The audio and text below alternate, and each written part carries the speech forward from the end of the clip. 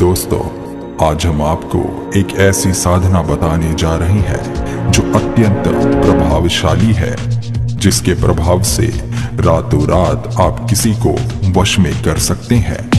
किसी को भी अपने वश में करने का बड़े से बड़ा और बहुत असरदार तरीका। चलिए दोस्तों, जानते हैं इसके प्रक्रिया के बारे में और विधि के बारे में। योगिनी तंत्र साधना मंत्र विधि कुछ इस प्रकार है। योगिनी साधना एक बहुत ही प्राचीन तंत्र विद्या की विधि है। इसमें सिद्ध योगिनी या सिद्धिदात्री योगिनी की आराधना की जाती है।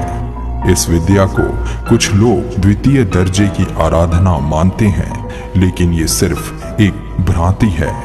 योगिनी साधना करने वाले साधकों को बहुत ही आश्चर्यजनक लाभ होता है।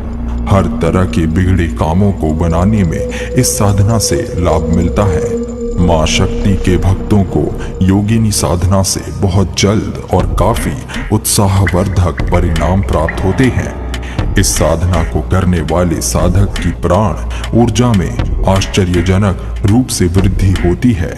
मां की कृपा से भक्त के जीवन की सारी मुश्किलें हल हो जाती है और उसके घर में सुख और समृद्धि का आगमन हो जाता है।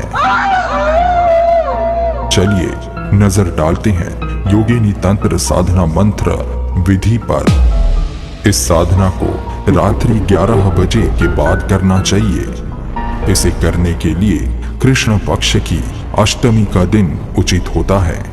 इसके अतिरिक्त कोई शुक्रवार या कोई भी नवमी इस साधना के लिए उत्तम समय होता है। इस साधना में लाल वस्तु का विशेष महत्व है, इसलिए अपना आसन, वस्त्र आदि लाल रंग के ही होने चाहिए। आप उत्तर की तरफ मुख करके बैठ जाएं।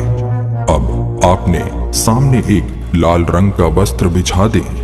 इस वस्त्र पर अक्षत को कुमकुम से रंजित करके एक मैथुन चक्र निर्मित करें। अब इस मैथुन चक्र के बीचों बीच दिव्य कर्षण गोलक सिंदूर से रंजित करके स्थापित कर दें। आप दिव्य कर्षण गोलक नहीं होने पर सुपारी का उपयोग भी कर सकते हैं। इस तरह से दिव्य कर्षण गोलक स्थापित करने के बाद अपने गुरुदेव या भगवान गणेश की आराधना करें। अब गोलक या सुपारी को योगिनी स्वरूप मानकर पूजन करें। पूजन के लिए लाल रंग के पुष्प, हल्दी, कुमकुम, अक्षत आदि अर्पित करें और तिल्ली के तेल का दीपक जलाएं। अब गुड़ का भोग लगाएं और अनार रस भी अर्पित करें।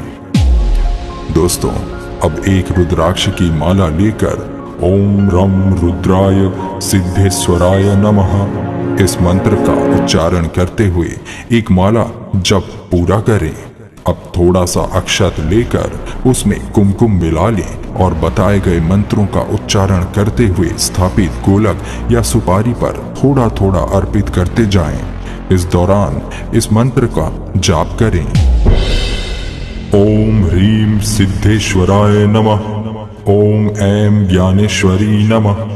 ओम क्रीं योनि रूपायै नमः। ओम ह्रीं क्रीं ब्रह्म भैरव रूपिणी नमः। ओम सिद्ध योगिनी शक्ति रूपायै नमः। इस तरह से मंत्र जाप पूरा होने पर आप इसे एक दूसरे मंत्र ओम ह्रीं क्रीं सिद्धायै सकल सिद्धिदात्री ह्रीं क्रीं नमः का 21 बार रुद्राक्ष की माला से जप करें। जब आपका माला जब पूर्ण हो जाए तो अनार में थोड़ा सा घी मिलाकर अग्नि में 108 बार आहुति दें। इस तरह से योगिनी साधना करने पर अंतिम दिन एक अनार लेकर उस जमीन पर जोर से पटके और उसका रस सीधे अग्नि को अर्पित करें। रस अर्पित करते हुए सिद्ध योगिनी प्रसन्न हो ये जपते जाएं।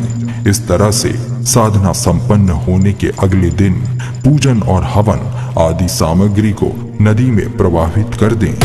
रोज पूजा में अर्पित अनार और गुड़ को साधक ग्रहण कर सकता है।